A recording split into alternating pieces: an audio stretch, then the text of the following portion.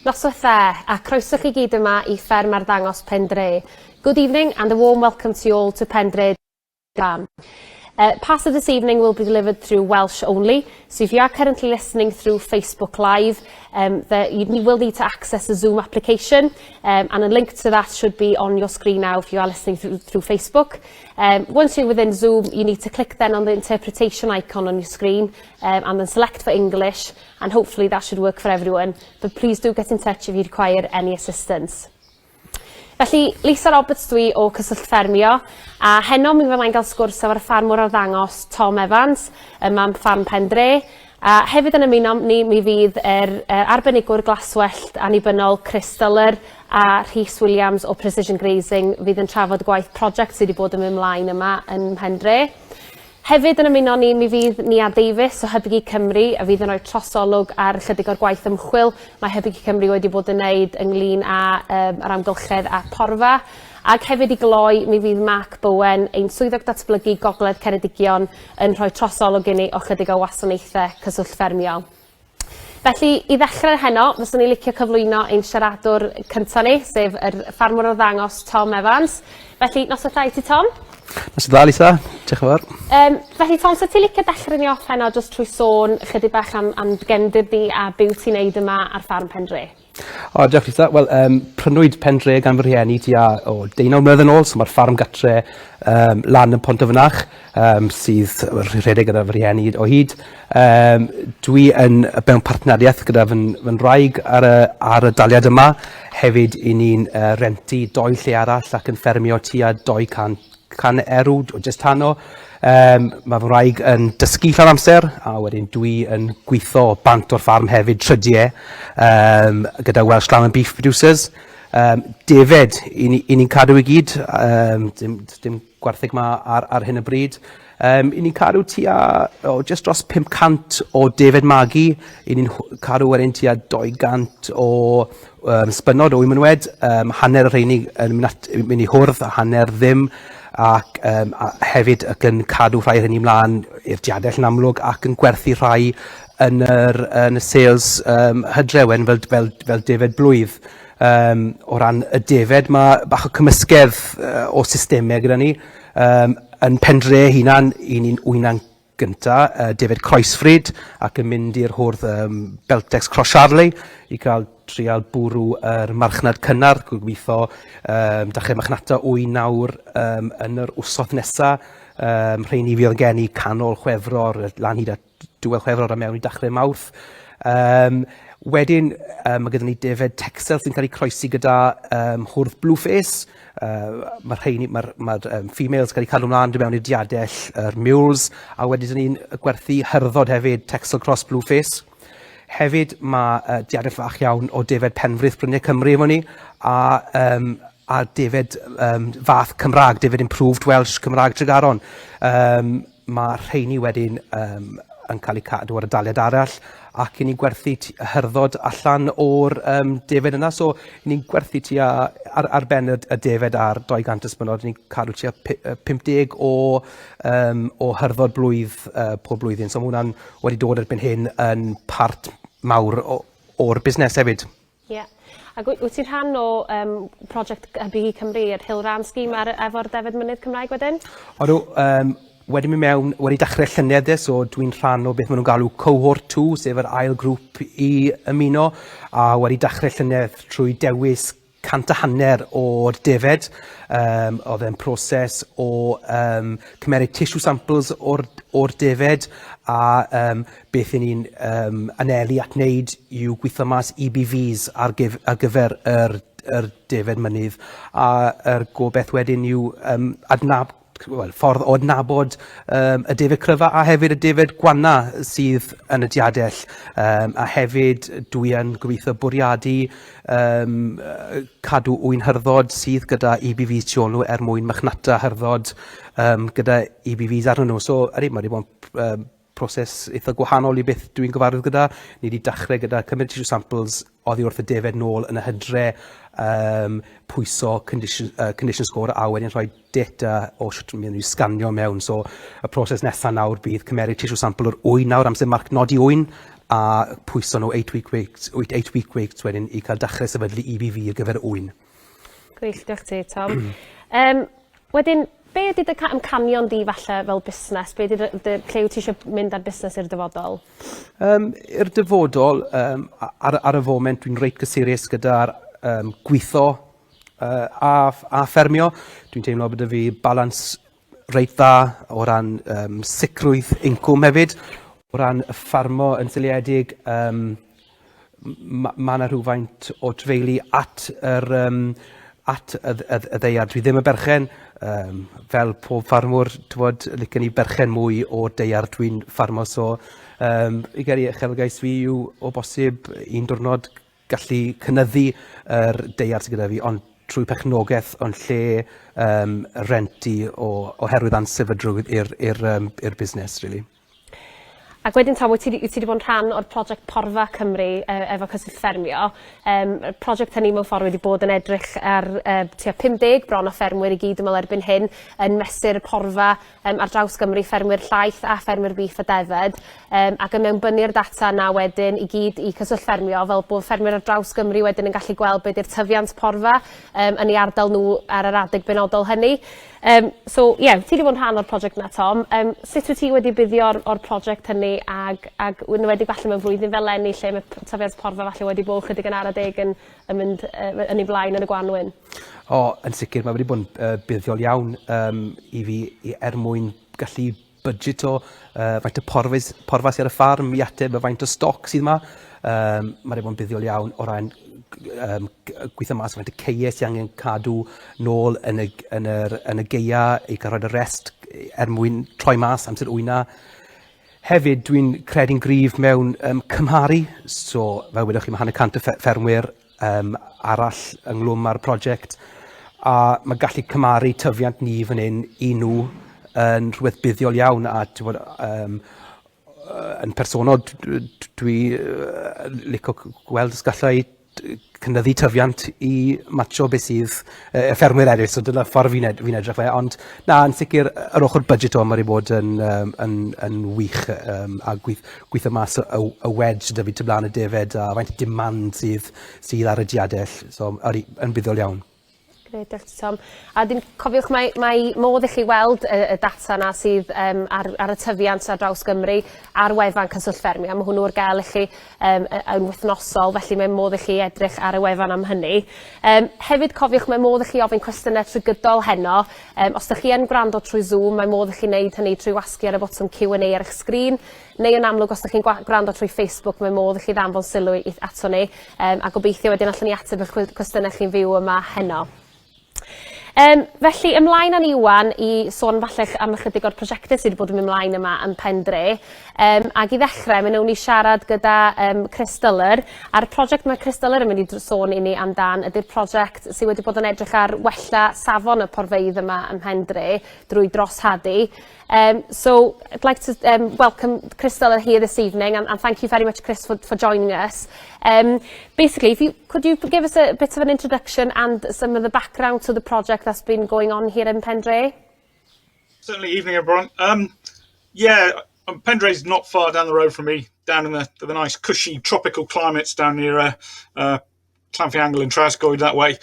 When I first got down on the farm, we discussed a lot of potential projects. The issues we've got on the farm is that there's certainly a lot of stock at certain times of the year. So, Tom's got a lot of animals kicking around this time of year.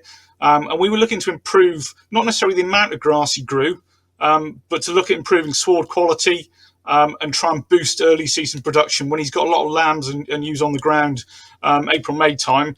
A lot of the poorer lays were just struggling to produce the quality.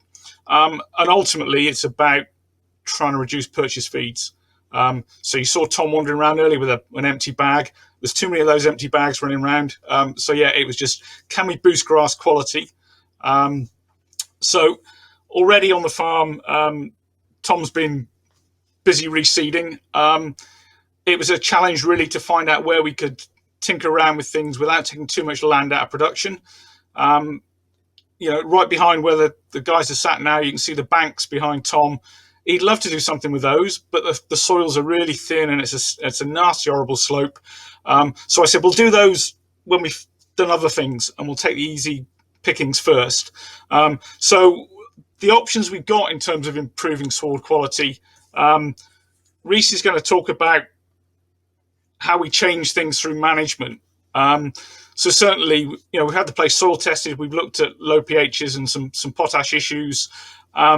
We need to think a little bit about weed control, and obviously the impacts of rotational grazing will also encourage the ryegrass and clovers that's there to build. But in terms of speeding things up, the easy one is to say, okay, let's reseed half the farm and let's get some new lays in there. The problem with a limited land area and lots of stock, all right, the expense, but it's the time out of production, the risks of reseeding, and the suitability of some of Tom's land to put into sort of autumn reseeds. He's done one piece over the back, about 4 acres, which has come really well. So one of the projects I was looking at was really to have a look at some oversowing to see whether we can combine the 3 practices: a bit of reseeding, some improved management, and then look at some overseeding.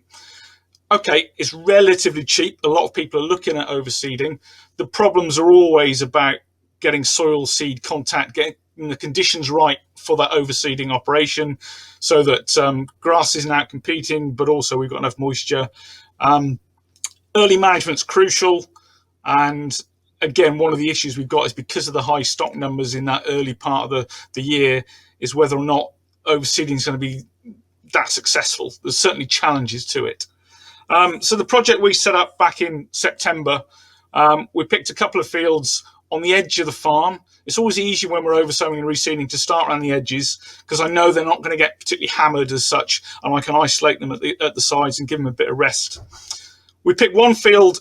There was Tom was growing docks for some sort of dock competition, I think. So we had a high dock level, which he was busy spraying, which meant, okay, it was going to be an open gappy sward. I didn't want to put clover and things in there, but I thought it'd be quite nice to put a mix of hybrids and some of the fesculoliums, just to try and boost some early season grass growth. And chances are it's probably a lay that's going to be properly reseeded in 2 or 3 years' time, but it was an opportunity just to perk it up a bit, provide some extra quality and some extra growth. The other field we looked at was oversown with clover and perennial ryegrass. One half of the field we had treated seed. So Ocean from Oliver Seed was kind enough to provide us with some seed that was treated with Pro Nitro. So basically it's a seed coating, bit of fertilizer, bit of lime. Ideally supposed to kickstart the seedlings so they get established really quickly and compete with the existing sward. Also in the other field, we put in a half of it down as included some plantain as well. We've had quite a bit of success with plantain as an early season booster forage. It's a bit hit and miss overseeding, so we did a small piece just to see what would happen, really. And it's the beauty of having the demo farms. It's a case of, hang on, let's try something a bit off the wall. Let's have a go. We ended up putting about 2 kilos of plantain, so about £8. It wasn't a big expense, but it'd be interesting to see what came. So that went on in September into these 2 fields. The ground was a little wet. Covers, I'll say, were a little strong. Tom had done his best to get every dry ewe there, but yeah, we were struggling a little bit to get on top of grass. And to be honest, 11th September is probably 3 or 4 weeks later than I'd like to have gone in. But we had what we had. The drill came in, and conditions were what they were. And the slide on the left, you can see we've got a germination down a drill slot. And then it was a case of trying to manage it through the autumn. As you all recall, horrible wet autumn, just to try and keep on top of the grass and encourage those seedlings to get a bit of light and a bit of space and to tiller out. So that's where we were in September. Fields were drilled, and it was a case of sort of sit back and wait, and then just a little bit of on-off grazing to try and avoid grazing out the new plants. Okay, outcomes. The field that we oversowed with the hybrids and the fesculolium, known as the Thai food mix, has been a success. And in that field, we've now boosted ryegrass from sort of 20-30% is now up to 60%. And you can get down on your hands and knees, you can see the lines of the hybrid ryegrass down the drill slots. Basically, the biggest weed we've got in there is Yorkshire fog. And Reece will talk a little bit about the role of rotational grazing and it does rely on having a certain amount of ryegrass. And if I try and rotate my animals through a whole Yorkshire Fold dominant sward, we end up in big problems in terms of both recovery rates, but also the quality of forage that we're providing to the animal. So it's important to get the ryegrass percentage up to sort of 50, 60% to make rotational grazing effective. Now, unfortunately, I've walked around and crawled around Tom's field on my hands and knees, and I can't find any surviving plantain or clover in the piece that we did with the perennials. There's a little bit of the Festulonium. There's only a couple of kilos went in that mix, but that's certainly evident. We've got some cages down now, and we'll try and monitor growth through the season and see what we pick up. But it is really the message about overseeding is it can be very hit and miss. We are in the lap of the gods. Certainly, the idea of using the seed treatment, we haven't actually seen any particularly improved establishment or survival where we put that seed treatment through. I'm not saying it's a waste of time, but in this situation, it just didn't make a difference. Whether it was, the lateness of the season, whether it was grazing management through the wet autumn, I don't know. But in reality, we haven't got the levels that we probably hoped for. Always the upside of overseeding is not that expensive, but it's still an expense and we want it to work. So, going forward, it might be something, if we're going to do it again, we need to take it probably a little bit earlier and try and just get that grazing pressure a little bit tighter before we oversow. The drilling conditions, because it was wet, the drill, I was worried, was sitting a little deep. The lad on the drill, fair play, was absolutely spot on getting it set up. But there's always an issue on wet ground, particularly with the things like the clover and the plantain, that we can push them too deep. And I say it's really that balance of grazing pressure and competition that can do for your little overseeding. In a reseed situation, we've got a lovely, clean, brand new seed bed with no competition. Your grasses have a great start. In overseeding, they're always up against it. I say whenever we overseed, always do a few acres. Don't go mad and do 30, 40 acres, because the risk is it could all struggle a little bit. But say success-wise, we've gone success in one field and we've had half a success in the other. But we'll look maybe to put some clover in as we come through later on this spring. Okay, that's about where we are with my section. I'll take questions now or at the end, Lisa. Thank you for that, Chris. Yes, we have had a couple of questions through. So the first one, when is the best time to overseed? You get your crystal ball out. Ideally, if I do it too early, I've got to contend with grass growing at peak rates, and trying to stop that competition is tricky.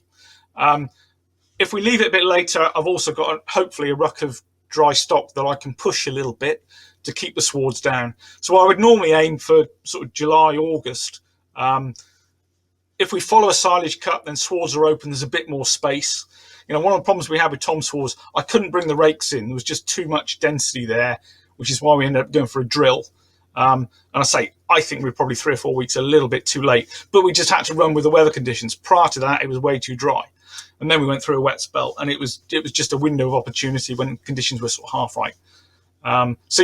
You watch the weather, whichever god you believe in, you pray to. And that's where we are with overseeding, I'm afraid.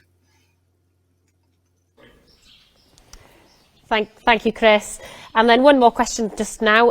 So what seeds or mixtures work well for overseeding? It's always the bigger seeds. So we're looking at the hybrids, the tetraploids. The problem is they suit silage really well, but they're not the best suited grasses for your grazing fields. So in an ideal world, I'd love to oversow with some diploids, but the seed's so small that we struggle to get them to germinate and establish and compete. So ultimately, it's a case of we go with the bigger seeds just to get that establishment. And it's just a top up. That's all we're doing. It's just topping up, trying to boost quality in a relatively short term. By all means, try other smaller seeds, but I don't think the results are as effective. Thanks, Chris. And then one more question. What is your opinion of spraying the existing sward with Roundup prior to harvest? As a consultant, it's one I hate, okay? There is no label recommendation for using Roundup in that way. and basically you take your life in your hands. If the weather turns against you, your crop's dying, is one that I know it saves us a little bit of time to spray a standing crop, and people do it. It's not one I'd recommend, to be honest. I'd rather let it green up and hit it a little bit afterwards. Certainly, you go to other parts of the world and they use a 10% solution of Roundup just to try and check grass without actually killing it, and then allowing the new seedlings to boost up as well. But again, there's no label recommendation for that sort of practice. Great, thank you, Chris. So if you would mind holding on with us until the end of the session, we will take some more questions at the end, and we'll try and work our way through all of them by the end of the evening this evening. Felly, Tom, beth ydy bolisi ailhadu di wedi bod yn y gorffennol? Ti wedi troshadu o blaen? Do, fel nath Chris sôn li am yr bancs sych sydd yma, dwi wedi iwso drills ar rheini, dim sbreio, jyst mynd mewn yn direct gyda hadau. A ti'n bod, fel, mi'n ailadro fi bod y Chris, maen nhw'n bancs dyserth, maen nhw'n galed i gweithio gyda, ac maen nhw'n gwynebu i'r de, ac i ni yn ffarmau mewn lle reit dwy yma, a maen nhw, cyn bod y glaw yma do nawr, maen nhw'n dechrau llosgi yn barod. Felly, o'n i'n chwilio bod fi yn talu am y hadau, talu am y drill yn mewn, ac yn colli'r hadau yna, pob haf, o'n nhw'n cael eu llosgi bant, a lot o hadau hwyn oedd yn dod nôl. O ran, so y banc sy'n rhywun, o ran gweddill y ffarm wedyn, troed wedi bod yn wneud, a dyna beth fi wedi bod yn cael y canlyniadau gorau wrth troi. Pan mwyn i'n coleg, fi'n cofio coleg yn cael rhywun o hadau olaf mewn i siarad gyda ni, a rhaid ni'n gweud, ys chi'n mynd i gwario lan hyd at 60 pint am hadau, newch siŵr bod gyda nhw'r chans gorau o'r dechrau. So troi wedi bod yn wneud. Mae yna lle i trawsadu fel ni wedi gweld, falle fi'n ailadrodd eto beth mae Chris yn gweud, oedd yr amseru ddim cweit yn iawn efo ni, oedd y conditions ddim cweit yn iawn efo fi, ond yn sicr mae yna lle iddo fe o ran safio arian. Yn y dyfodol, dwi'n sicr nath Chris sôn am opsiynau os newn ni'n dyfodol eto, a fi siŵr newn ni, yw mynd ar ôl seilage. Dyna dwi'n credu bydd yn amser gorau, ple mae'r mower wedi bod yna, a mae yna pridd i weld, so mae yna gwely i'r hadau. So, yn sicr, fel arfer, mae pob ca'n cael ei troi o fewn 6 i 7 mlynedd. I ni wedi gwario lot arian ar calch dros y blynedd diwetha. Fi'n credu mae pob un ca ar y ffarm rhwng 6.2 a 6.5 o ran pH. So, mae fe'n proses drud o ran troi, fel mae pawb yn gwybod, ond dwi'n eitha hyderus bod ni'n cael yr arian yn ôl wrth cael maith yn y porfa ifanc na de. A glaswell i gyd wedyn, ydych chi'n rhoi fewn? A rep.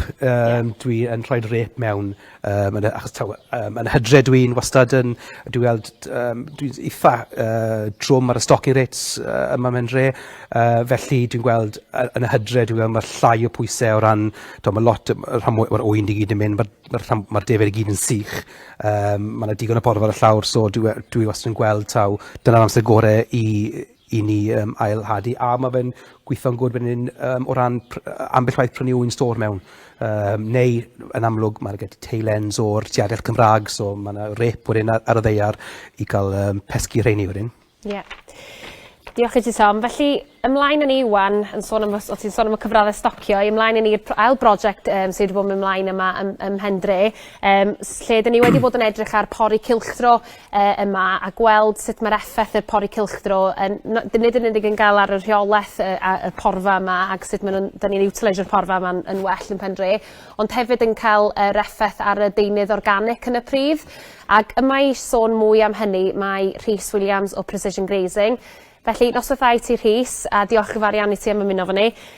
Os ydy ti'n gallu jyst rhoi trosolwg yn i'r prosiect sydd wedi bod yn ymlaen yma ym Pendre? Noswaith dda un chi. Oes, ym Pendre mae Tom wedi, fel ydych chi'n gwybod, wedi ddiddori yn ei borfeydd, a mae wedi cymryd diddordeb yn fwy diweddar o'n mewn pori cylchdro. Wedi bod yn arbrofi dipyn i hun, a dwi'n siŵr bod Tom wedi ffindio lot o fanteision o bori cylchdro. Fel mae Tom hyn wedi dweud, mae Mae'n cario lot o stoc yn Pendre yr hectar, felly mae'r math yma o reolaeth yn mynd i helpio yn y modd yna. Mae'n fanteisio mawr i body cylchdro o ran medru manager supply a demand, fel o Tom yn dweud, yn enwedig mewn gwanwyn fel hyn, lle mae wedi bod yn dyn am borfa. Felly mae trwy body cylchdro, mae Tom wedi galluogi i reoli'r sefyllfa, gweld beth sy'n faint o fwyd sydd o'i flaen o, neu faint o fwyd sydd ddim o'i flaen o'n hytrach mewn gwanwyn fel hyn, a wedyn yn medru supplementio fel sydd angen i ymateb i anghenion y stoc, achos beth sy'n bwysig ydy bod ni ddim yn gadael i'r stoc, wrth gwrs, ddiodda ar gyfnodau fel hyn, enwedig mae Tom yn targedu marchnad cynnar na am i wyn rwan. Felly mae yna lot o fanteision i body cylchdro. Mae yna un manteis arall sydd ddim mor wybodus i bobl, a hynny ydy y gallu mae body cylchdro i gynyddu iechyd y pridd ac yn benodol mater organic y pridd. Felly y prosiect da ni wedi wneud efo Tom yn Pendre ydy edrych ar effaith body cylchdro ar y mater organic. Ac pwrpas y prosiect oedd darganfod os di gweithredu system body cylchdro dwys gyda defaid ac yn benodol defaid yn cael effaith ar iechyd pridd ac yn benodol ar gynnwys mater organic pridd.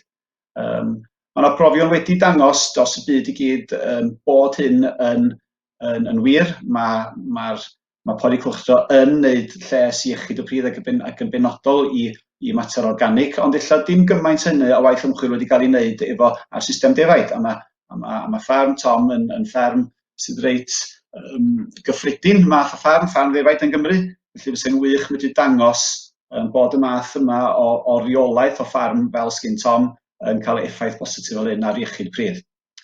Felly, manteision gwella iechyd pridd, lleihau mewnbynnau. Mae Tom yn dweud bod o'n wedi bod yn residio'n gyson ac yn troi tir wedyn illa drwy body cylchdro, trwy gwella iechyd y pridd, illa ni leihau hynny, leihau ar y mewnbynnau, ac o bosib hefyd cynnydd yn y cynhyrchiant hefyd, bod yn mewnbynnau na'n llai. Ond hefyd, mae yna fanteision amgylcheddol hefyd i wella iechyd pridd.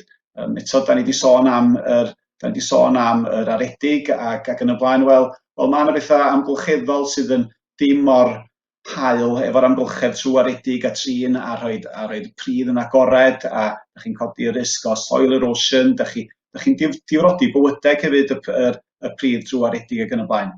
Felly mae yna fanteision mawr i gael drwy wneud pethau'n symlach illa. Wedyn, sut felly mae pori cylchdro, sut byddech chi, mae pori cylchdro yn gwella lefel mater organic y pridd? Wel, y gwyddoniaeth tu ôl ydy, mae pori cylchdro yn ei hun yn hybu mwy o dyfiant, ac y mwy o dyfiant sgynnych chi o laswell, y mwy o fater sgynnych chi yna i wedyn gael ei drosi wedyn i organic matter. Enghraifft, os ydy'r unrhyw laswell cael ei adael yna, yn amlwg mae o'n pydru ac yn mynd yn mater organic, neu os ydy'r laswell yn cael ei gyfdi mewn gen yr anifeiliaid, mae hwnna wedyn yn cael ei ysgarthu nôl i mewn. Felly mae mwy o dyfiant sgynnych chi, mwy o mater organic fysa chi'n gallu cynhyrchu rydyn mewn yn y pridd. Hefyd, mae pori cylchdro, be mae'n neud, mae'n galluogi rhoi gorffwys i'r porfeydd yma, a pan ydych chi'n cael y gorffwys, ydych chi'n galluogi i'ch porfeydd chi'n mynd yn uwch, a mae yna berthynas rhwng uchder porfa a dyfnder o graidd. Ac os yw'r graidd yn ddyfn, mae gwreiddiau'n torri lawr yn ddyfnach ac yn adeiladu mater organic yn y pridd, yn modd hynny. Hefyd, dwystau'r stociau uchel enwedig ar ysgwydda'r flwyddyn yn gynnar neu'n hwyr. Mae stoc dwystau uchel hefyd yn gallu cael yr effaith o sathru yma, neu'r trampling effect yma ar y pridd ac yn gallu rhoi deunydd mater organic i mewn yn y pridd drwy'n wneud hynny. Ac yn ola, mae dwystau'r stociau uchel hefyd yn gallu lledaenu'r tail reit gyson, sydd hefyd yn gwella mater organic. Reit ta, ar ddechrau'r treial, da ni angen gwybod lle da ni'n sefyll wrth gwrs, felly y ffordd orau wneud hynny ydy wneud asesiad o iechyd y pridd. A dyma gennych chi lun o Tom yn enwan pan nes i a Tom, mae'r diwrnod cyntaf treial, nathon ni wneud asesiad. A be nathon ni ddewis oedd 2 leoliad ar y ffarm, Mae yna un o'r caeau tu ôl i Tom, fan ar y llythyr neu'r yn bell o fanno lle da ni yn gymryd fatha'r control, ac mae'r cae hwnnw yn cael ei set stocio, fel mae Tom yn gweld. Ac wedyn mae yna gae arall da ni di ddewis ymhellach ochrdawi'r coed yna. Mae hwnnw yn ganol yr system pori cylchdro. Felly, yn y 2 leoliad yna, nath ni wneud asesiad. A mae yna asesiad ni yn edrych ar asesiad gweledol. Nath ni edrych ar infiltration test hefyd i weld sut mae'r dŵr yn mynd i lawr. Nath ni edrych ar bywydeg y pridd trwy gyfri'r praweg enwar. Ac hefyd, nath ni wneud 2 braw labordy hefyd. Un ar dwysedd y pridd a llall yn uniongyrchol yn mesur mater organic y pridd. Felly, yn sydyn iawn, dyma oedd y pethau nath ni edrych ar. Nath ni edrych ar y ffordd pan oedden ni'n wrth dynnu'r bloc yma allan. Oedden ni'n edrych ar sut oedd yr echdyniad y bloc yn edrych, sut oedd yn torri fyny wrth gael ei dynnu allan. Nath ni edrych ar siap yr agregau, yr aggregate size. Oedden ni wedyn sbio ar y gwreiddiau. Mae hwn yn ddiddorol iawn edrych ar y gwreiddiau.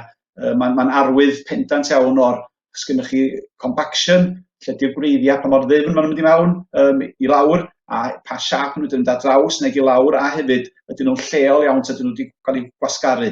Nath ni asesiad o hynny, nath ni asesiad o'r anerobaeth yr pridd hefyd, os oes waterlogging yna, oedd o'n mynd yn sur ac oedd o'n mynd yn liw llwyd, felly wneud asesiad o hynny. Wedyn, sut oedd yr agregau yma yn torri fyny. Nath ni hefyd wneud yr water infiltration fel o'n i'n deud. Nath ni gyfri praweg enwar, wedyn prawf dwysedd pridd a'r mater organic pridd. Felly dyna nath ni ar y 2 leoliad, ac wedyn ymhellach ymlaen wrth gwrs yn y treial mi fydda ni gwneud yr un prawf eto i weld os oes wahaniaeth. Ond cyn cael gweld y gwahaniaeth yn amlwg, mae rhaid ni weithredu pori cylchdro.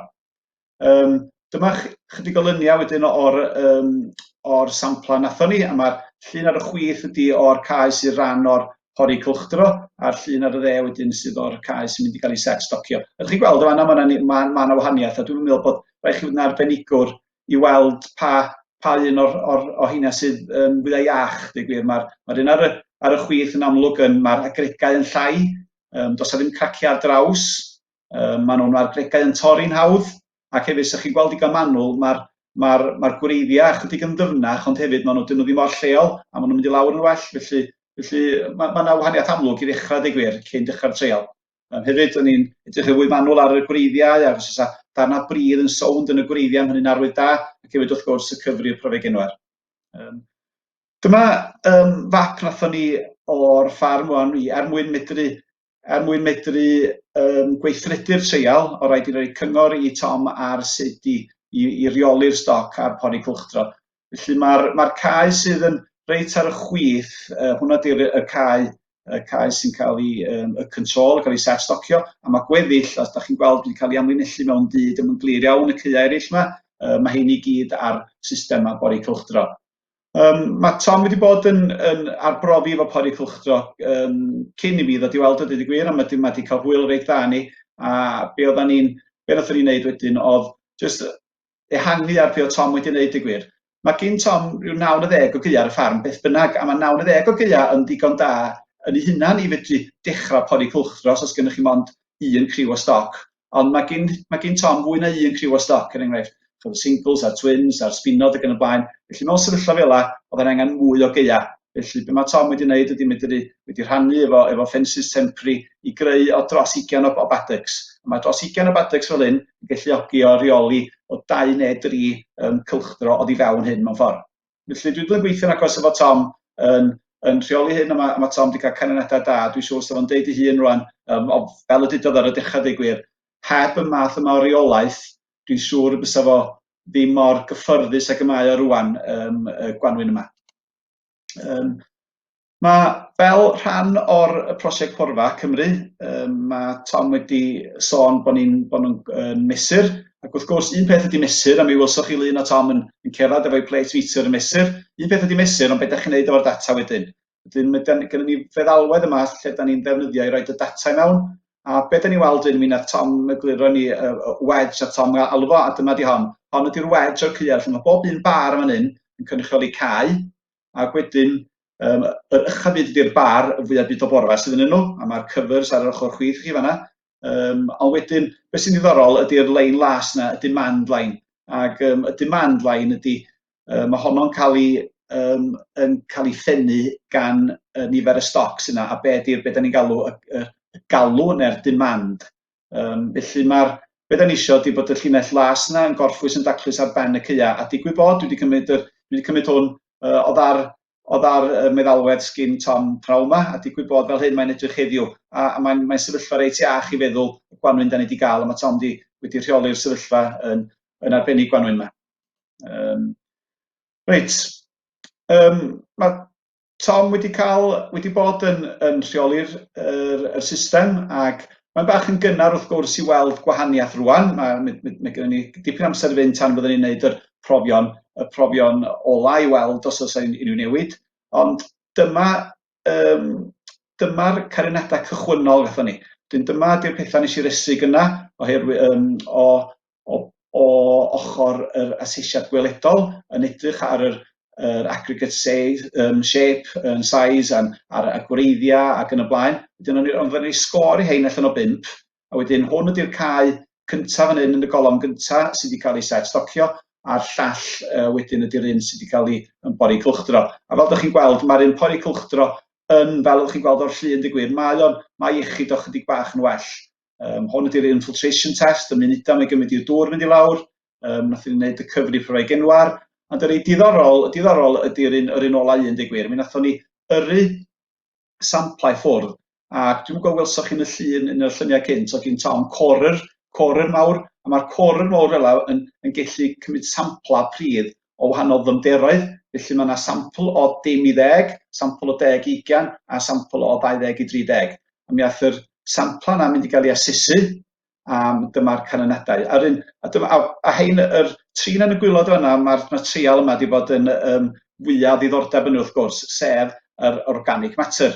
A fel ydych chi'n gweld yma, mae yna wahaniaeth, mae'r cae da ni'n set stocio, ar dechrau'r trial mae yna wahaniaeth yn organic matter y ddau gae yma. Mae'r un yn just yn 7 a 6.9 ar y lefel top, tra mae'r llall yn 8. A mae lefelau yna yn be ydych chi'n disgwyl o ffermydd da byw. So chi'n mynd i ffarm ar neu arable sydd wedi cael ei chyneuafu ers blynyddoedd a heb dda byw yn ei. Mae bosib fysa'r mater organic y ceia yna lawr i 2 neu 300. Felly, da ni mewn sefyllfa gry i ddechrau, ond be mae'r trial yma'n trio wneud ydy gweld os allan ni asgyfnerthu ar hynny. A'r gobaith ydy, wrth gwrs, y bydd y canrannau yma yn cynyddu yn ystod y flwyddyn. Ac os allan ni brofi hynny, bod y canrannau yma'n cynyddu, da ni wedi profi beth pwysig iawn. A dyma y ffordd da ni'n profi hynny, yr effaith hyn. Nath ni audit wedyn o'r system ac o fusnes, Tom, trwy defnyddio'r farm carbon calculator yma. Felly be nathon ni, oedden ni'n edrych wan, ydy ffarm Pendre yn gynaladwy'n amgylcheddol, ta ydy hi'n positif carbon, ta ydy'n carbon negatif. A wedyn, trio cyfrifo, os fysa ni yn cynyddu mater organic y ffarm, fysa'n trosi'r ffarm wedyn i fod yn carbon negatif. Felly dyna y trial. Felly, mi nathon ni wneud y cyfrifon cyntaf, a mae'r cyfrifon yma wedi cymryd i ystyriaeth bod yna ddim mater organic yn cael ei gynyddu. Wedyn, be oedden ni'n chwilio am ydy bob matha o fewnbynnau y ffarm, sef y tanwydd a'r materials dydy mewn, os yna concrete yna, bob math o bethau. Mae'n archwiliad reit fanwl o carbon footprint mewn ffordd y ffarm. Ac welwch chi wan yr un tala un y fan hyn ydy'r da byw. A da chi'n gwybod mae amaethyddiaeth wedi cael ei daro yn gyson dros y blynyddoedd yma am be maen nhw'n honni be mae y da byw yn wneud i'r amgylchedd o'r cynhyrchu'r mithen yma a'r nitrous oxide yma. Felly, a mae yn amlwg yn fan hyn hefyd, o bob dim sgin Tom ar y ffarm, y da byw sydd yn gwneud mwyaf o niwed i'r amgylchedd. Felly, heina sydd yn y glas yma, ond wedyn mae gennym ni wedyn ar yr ochr, ar y gwyrdd fanna, mae gennym ni'r pethau allan sy'n gwneud lles i'r amgylchedd a sydd yn sequestrio carbon, a'r heini ydy i goed o. gyda fo cloddiau a hedgerows, a wedyn unrhyw ailgylch neb nag oedd Tom yn wneud ar y ffarm. Felly mewn ffordd, fel ydych chi'n gweld ar hyn o bryd, os na da ni'n cynyddu mater organic ar y ffarm, mae'r ffarm mewn sefyllfa, os ei symud o'n ymlaen. Okay. Mae yna bach o ddilei ar hwn. Diolch yn bach. Okay. Fel ydych chi'n gweld yn fan hyn rwan, mae'r ffarm heb gynyddu mater organic, mae'r ffarm yn emitio. Felly mewn ffordd mae hi'n carbon positif mewn ffordd mae'n emitio oni bai bod ni yn cynyddu mater organic y ffarm. Felly, os da ni'n edrych ar y senario wedyn, da ni'n edrych ar y senario nesaf yma wan ar y ffarm, pe bydda y fferm ar yr tir sy'n cael ei bori mewn cylchdro yn cynyddu mater organic o dim 0.3 y cant, os chi'n cofio, ond ar rei o'r cy ar hyn o bryd ar 6.9, os ni'n mond yn codi hynny i 7.2, dyma ydy'r effaith ar carbon sequestration y ffarm. Mae'n anferth. Mae'n anferth. Be sy'n digwydd? Trwy gynyddu mater organic, mwyn cynhyrchu mater organic, da chi'n gorfod defnyddio carbon i wneud mater organic, a maen nhw'n cael y carbon yna o'r amgylchedd. Felly, os da chi'n cynyddu mater organic y ffarm chi, mae'r carbon yn cael ei signo mewn. A dyma di effaith, dim ond cynyddu mater organic o 0.3 y cant ar y ffigurau. A dyma fysa fo'n edrych ar y diwedd. Felly, drwy cael effaith positif o dim ond 0.3 y cant ar mater organic, mi fysa'r ffarm Pendre yn wedyn mewn sefyllfa lle maen nhw'n negatif ac yn sequestrio 85 tunnall o CO2 bob blwyddyn. Felly, da chi'n gwybod eich hun wan, faint o sylw sy'n cael ei roi i hyn yn yr cyfryngau ac ym mhob agwedd gen y llywodraethau ac mewn gwleidyddiaeth hefyd. Felly, os da ni fatha ffermwyr yn gallu profi bod ni'n gallu cael yr impact yma, cael yr effaith yma ar yn priddoedd ac yn cynyddu mater organic, wel, da ni'n mynd yn bell iawn, dwi'n meddwl, i fedru profi bod gennym ni ddiwydiant sy'n gynaladwy iawn. A pwy a wyr, beth sy'n digwydd efo carbon credits ac yn y blaen, mae'r byd yna newid yn gyflym iawn, a mae yna gyfleoedd mawr yn allan yn fanna hefyd, swn i feddwl. Felly, ia, prosiect diddorol iawn, a mae Tom yn neud i ran o, mae o'n rheoli'r defaid, wrth yma fod i wneud ar y system bori cylchdro, a da ni jyst yn gobeithio wan, bydd hyn yn dangos wan bod yr mater organic y pridd hefyd yn cynyddu. A da ni'n gobeithio am ganlyniadau positif. Diolch yn fawr iawn. Gret, diolch yn fawr iawn ti am hynna, Rhys. Mae yna gwestiynau wedi dod i fewn ar dy gyfer, felly na i ddechrau ffwrdd efo y cynta'n Saesneg. What effect does rotational grazing have on worm count on animals, particularly lambs?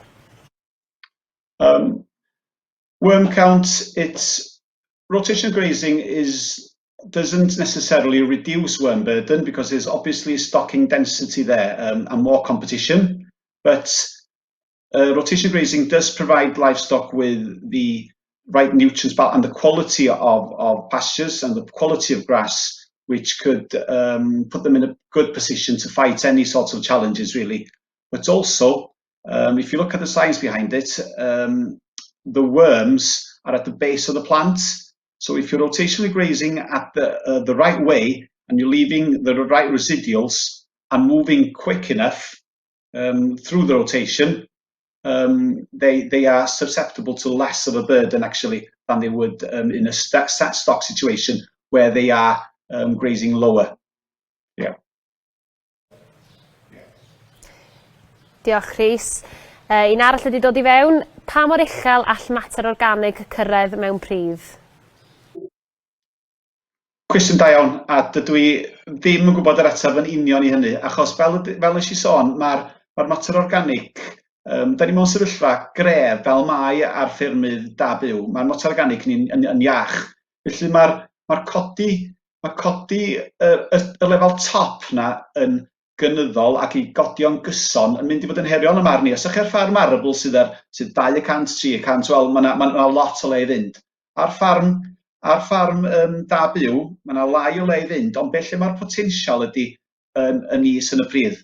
Unwaith da ni wedi cyrraedd 10-12 mae'r lefel top, wel, mae yna ddyfnder wedyn, a mae yna potensial anferthol yn is i lawr. A'r ffordd da ni gwneud hyn ydy trwy gael planhigion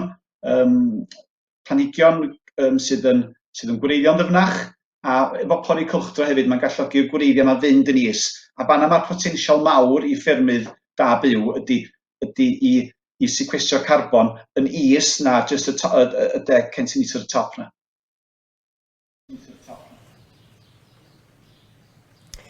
Diolch, Rhys. Ac un cwestiwn arall.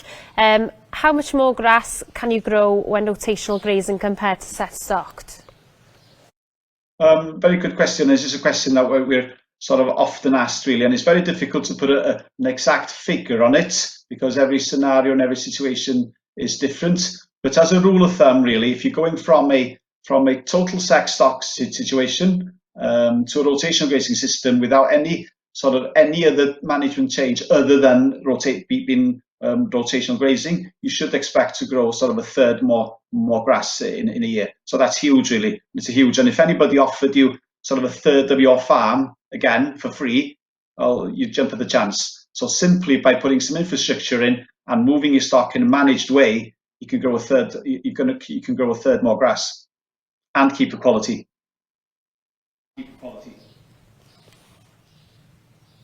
Gret, diolch yn fawr iawn am hynna, Rhys. Felly, Tom, da ni wedi trafod eisoes bod ti wedi cael dipyn o lwyddiant wrth fesur porfa ag ati. O ran, wyt ti'n gweld eich yn cario ymlaen efo pori cylchdro ar ôl y prosiect Morffen? Wyt ti wedi gweld digon o fydd oddi wrtho fo? Yn sicr, allan o popeth dwi wedi wneud fel rhan o Demonstration Farm, dyma'r peth mwyaf positif dwi'n meddwl yn gryf taw o ran fy ngyrfa ffarmo fi. Dyma'r un o'r penderfyniadau gorau nes i eriod fi sydd digon ffodus i mynd ar yr cwrs Profit from Pasture rhagori ar bori. O'n i wedi dechrau edrych ar pori cylchdro cynni, o'n i gweld fy mrawd yn gyfraith yn godro a gweld y system oedd e'n neud a ffili credu faint o porfol gyda fe i cymaru beth o'n mynd hyn. So, o'n i'n gallu weld beth oedd y potensial, ond byddwn ni'n annog unrhyw ffarmwr sydd â dyfodol i mynd ar y cwrs yna yn wir un o penderfyniadau gorau nes i eriod. So i mynd nôl i beth ni fan hyn, yn sicr, achos oedd dim methoddiadau da fi cynt dechrau pori cylchdro, os da fi dim data i cymharu, ond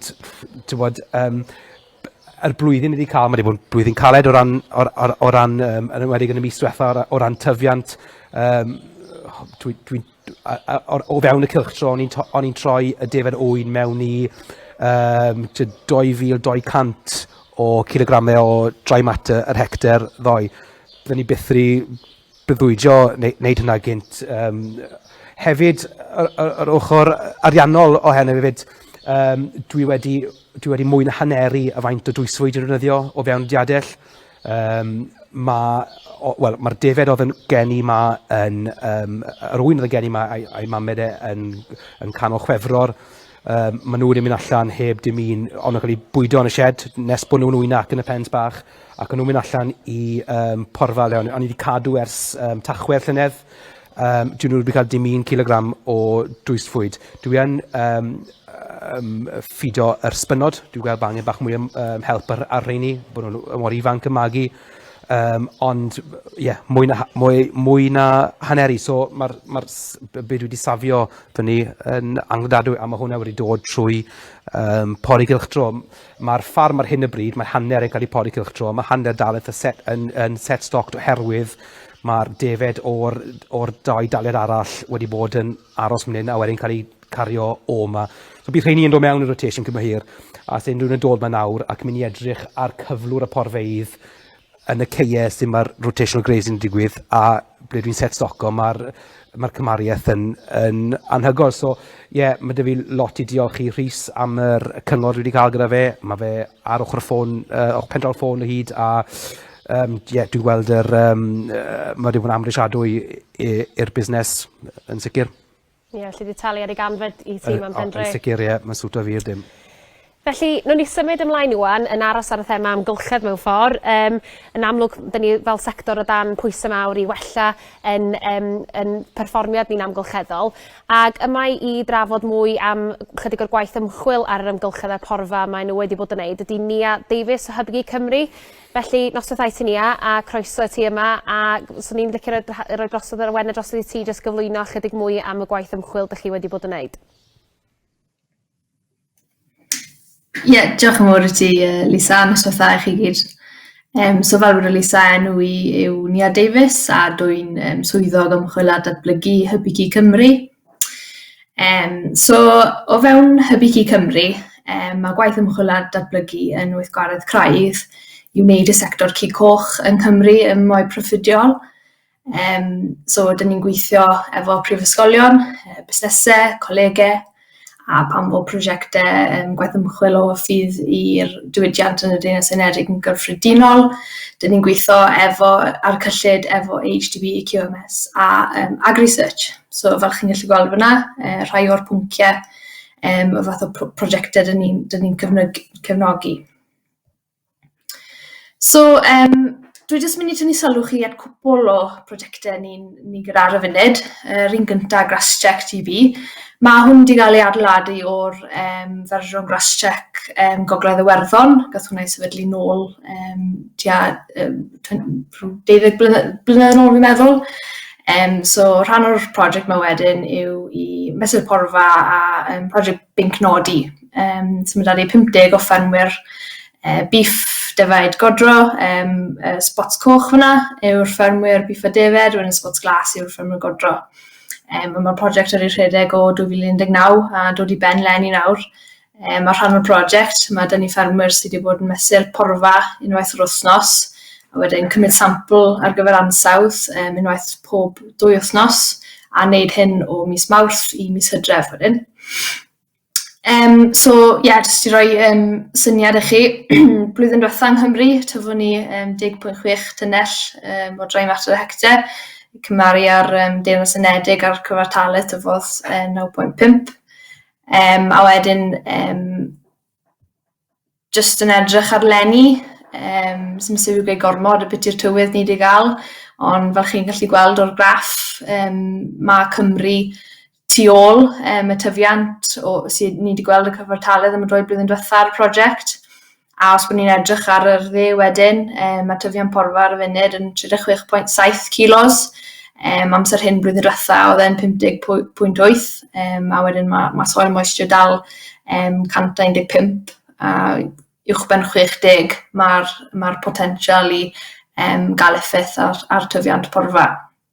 Ond yn gweud ni, mesau bod yn ambyddus bob porfa, wrth gwrs mynd i pigo lan nawr bod yr tymeredd mynd i codi gobeithio a bod ni wedi cael cyfnod o glaw. So'r rhestr glaswell a meillion, jyst i tynnu sylw chi, mae rhan fwyaf yn siŵr yn gydnabod yr llyfryn yma. Ni'n cefnogi pob blwyddyn, a mae'r llyfr yma yn rhoi'r varieties gorau sydd wedi mynd trwyddo profiadon dwys, a wedyn mae'r rhestr newydd nawr yn cael ei rhoi allan y diwedd y mis. Os bod diddordeb da chi, mae gwemin ar y cyntaf o Mehefin wedyn, jyst i gael sgwrs y biti sut allan ni defnyddio'r rhestr yma, a pwy manteision sydd o defnyddio a sut i rhoi mixtures at ei gilydd ar hefyd. So, jyst i cloi wedyn, o'n i moyn tynnu sylw chi at 2 myfyrwr PhD sydd da ni ar y funud. Ni'n cefnogi cwbl o PhDs a ni'n gweithio gyda colegau fel Lerpwl, Caerdydd, Bangor, Aberystwyth. So mae da ni Joe sydd yn edrych ar pennu'r potensial ar gyfer pori trychywir, fel ni'n bod yn siarad efo ti, a sut i wella gwyntnwch systemau cynhyrchu da byw. Mae Joe Werddon o Cefndir Amaethyddiaeth a hefyd Louise o'r Alban. Mae Louise yn edrych ar wedyn strategaethau ar gyfer cynhyrchu defed y gwartheg di-garbon a'r ffemrydd yng Nghymru. Fi'n siŵr bod chi'n cytuno bod yn ddoi prosiect sydd angen cael ei wneud nawr. A ni'n edrych mlaen ar pwy canlyniadau bydd Joe a Louise yn gallu siaro efo ni, siaro efo'r diwydiant yn y blynydde sydd dod. Nath ni gwneud webinar nôl yn mis Chwefror. Os bod chi'n mynd i sianel YouTube ni, allwch chi gwylio nôl. O'r chwilydd nhw, Dr Prysy Williams, fi'n siŵr chi'n nabod, hefyd yn cyflwyno, a maen nhw jyst yn rhoi bach o blas ar beth maen nhw'n mynd i bod yn ymchwilio yn y blynydde nesaf yma nawr. So, gobeithio bod yna ddim yn mynd trwyddo'n rhy gloi, ond os bod diddordeb da chi'n neud unrhyw cwestiynau, croeso chi holi. Diolch, Lisa. Gret, diolch yn fawr iawn i ti, Nia. O'n i'n syth mlaen wan nesaf i gael trosolwg o gwasanaethau cysylltfermio gyda Mark Bowen, sef y swyddog datblygu ar gyfer Gogledd Ceredigion. Felly nos o ddau ti, Mark, ac drosodd i ti roed yr trosolwg i ni. Diolch yn fawr ti, Lisa. Diolch pawb. Nos o dda, fel di gweud fi yw Mark Bowen yw swyddog datblygu dros Gogledd Ceredigion. Fi sy'n mynd rhoi amlinelliad fras iawn o'r gwasanaethau sydd ar gael gyda ni ar hyn o bryd, y cysylltfermio. Felly mynd yn syth mewn i cymorthfeydd 1 i 1. Mae hwn yn... Sori, mae'r hyn yn jwmpo. Mae hwn yn awr am ddim o trafodaeth gyda ymgynghorydd sy'n arbenigo mewn pwnc penodol. Mae pynciau eang ar gael, unrhyw fath o pwnc, jyst y bod chi'n gallu meddwl am chi angen cyngor ar fferm neu hefyd ar pethau megis machnata arall gyfeirio, rheoli staff. Mae llwyth o pynciau ar gael i cael y trafodaeth a'r cyngor yma rwyddo am ddim. Mae hwn yn cam dda i mynd mewn i'r gwasanaeth cynghori.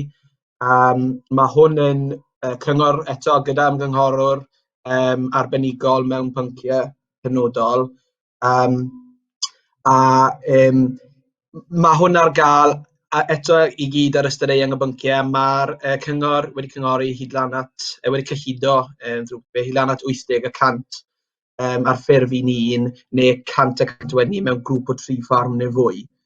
Mae'r pynciau yn gallu cynnwys pethau fel cynllunio busnes, rheolaeth glaswelltir fel mae Rhys a Tom wedi bod yn trafod hyn o lot o rotational grazing, pori cylchdro, pethau fel ni. Hefyd cynllun rheoli meitholion, lot o gwaith mae rhywun fel Chris yn neud, samplu pridd a cael y cyngor bellach.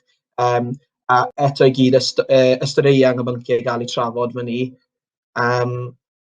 Mae'r ffenest ymgeisio am sgiliau nawr wedi agor, wrthos yma hefyd, hyd nes y 15 o Mehefin. Mae yna llwyth o cyrsiau ar gael, cyllid i gael, hyd lan at 80% ar gyfer y cyrsiau hyfforddiant yma. Y dan y categoriau wedyn yw busnes, tir da, tir a da byw. Mae cyrsiau megis cyrsiau chainsaw, cneifio, busnes, gyrru tractor a llawer mwy i gael. Felly oedd hwnna'n trosolwg cyflym iawn o'r gwasanaethau sydd ar gael gyda cysylltfermio ar hyn o bryd, achos fi'n gwybod ni'n fyr ar amser. Mae swyddog datblygu lleol chi fyny wedi lleoli ar draws Cymru. Croeso chi dod yn cysyllt gyda unrhyw un sydd yn eich ardal chi i cael mwy o wybodaeth, neu os ydych chi gallwch chi cysylltu ar canolfan wasanaeth ar y rhif yma a gallwn nhw helpu chi gyda'r ymholion wedyn hefyd. So, fel ni'n gweud, trosolwg byr iawn a nod ti, Lisa, diolch yn fawr.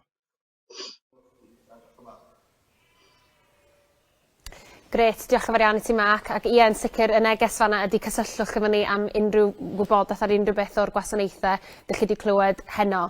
Felly gloi heno, dwi'n gwybod bod ni yn fyr iawn ar amser, ond dyn ni yn mynd i gymryd chydig o gwestiynau, mynd trwy chydig ohonyn nhw, dyn ni wedi cael llwyth i fewn. Felly os allai wahodd pawb yn ôl o ran y siaradwyr i gymryd y cwestiynau, a mi wneud ddechrau gyda cwestiwn i Chris. I'll start off with a question for you, Chris, if okay with you. Would adding prilled lime at the time of overseeding help with the new seeds? Yeah, well, quite often the surface of the soil is the most acidic. That's where all your nitrogen goes. So it is always an option, especially if we've got sort of thatchy stuff to break down as well at the soil surface. The prilled lime is not going to do any harm. Obviously, get your soil tested first, and if it's low, we definitely need it. So it's a relatively cheap added input to run around with a hundredweight or two of prilled lime ahead of it. Yeah. Thank you, Chris. And another one actually for you here. Is reading by spraying glyphosate and then Mintil, e.g. disc, into old grassland a viable alternative to overseeding? Yeah, all the time. It improves my soil seed contact. What we've got to be a little bit careful of is obviously leaving enough time so the material you've sprayed off, because it's still in fairly close contact with the seed in a min-till situation, there's a risk that the Roundup affects the new seedling if not careful. And also we increase the risk of new weed germination. The beauty of overseeding is that we don't stir up any trouble. As soon as I start minimal cultivation, there's a risk that we can stir up a nest of chickweed and thistles and everything else. The other thing always is to recognise that if I've got compaction or if I've got a big thatch layer, then probably the plough is the better answer, or a combination of a leg and min-till. But always dig your holes, have a look, see what the soil conditions are like, right the way down to that sort of 6-8 inches, so we know the right tool for the job. Some fields will be a plough job, others will be we can get away with min-till, and some can be just oversown. So it's every field is different. Get out and have a look. Thank you very much. So a combination here, I think, for Chris and for Tom, a question has come in. So have you considered drilling rye or winter oats into the swards into the autumn? And has Chris got any experience of this? So maybe we start with Tom. Have you ever considered that? No, I haven't. To be honest with you, I try and run it as basic as I can of just grass, clover, and rape. I haven't considered it, and don't think I've got any intention on doing so. It's just with my work off the farm, and I think I just want to keep as simple a system as I can. Fair enough. And Chris, have you got anything to add to this? Well, you can gain a little bit of extra dry matter, certainly in those sort of February, March time. Obviously, you don't build any quality because all of those, there's nothing there as we go sort of beyond April in terms of quality. All your forage rise and everything else will start to go to head. But yeah, if you want to fill a little bit of a forage gap, it's an opportunity. But always when we're overseeding, it does mean you've got to tippy-toe around it a little bit in the autumn. So, you gain in one sense, but you've got to lose at the back end to make sure that your plants germinate. So it's a tricky one. Possibly, it's not something I see a lot of. Great, thank you very much, Chris. Over to Rhys now. We've had a few questions in on the rotational grazing side. So how often do you need to measure grass? Good question. And the way I answer that one really is it depends on your intensity really. If you're short of grass or you've got a very intensive system, you'll feel the need to measure regularly. If you're in a more relaxed situation, a more sort of a sometimes a set stock situation at certain parts of times of the year, then sort of a monthly measurement would be sufficient.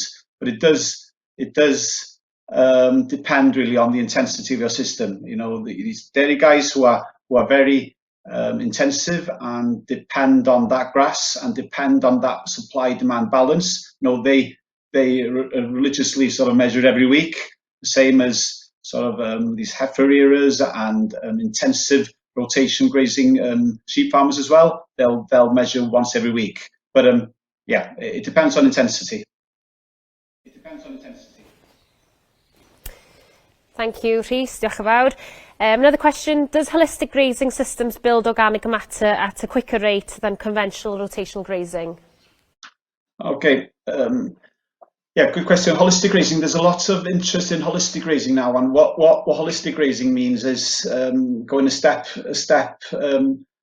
beyond. It's still rotational grazing, but it's not being as concerned about your residuals, sort of leaving covers go very, very high.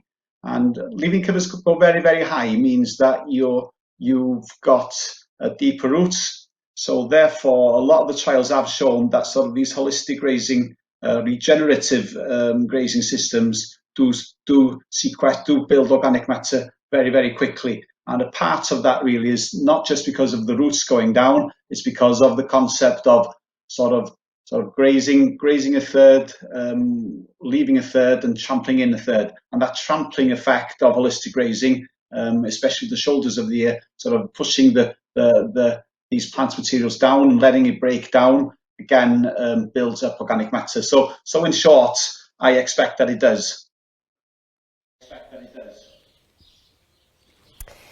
Diolch yn fawr iawn, Rhys. And then another question's come in.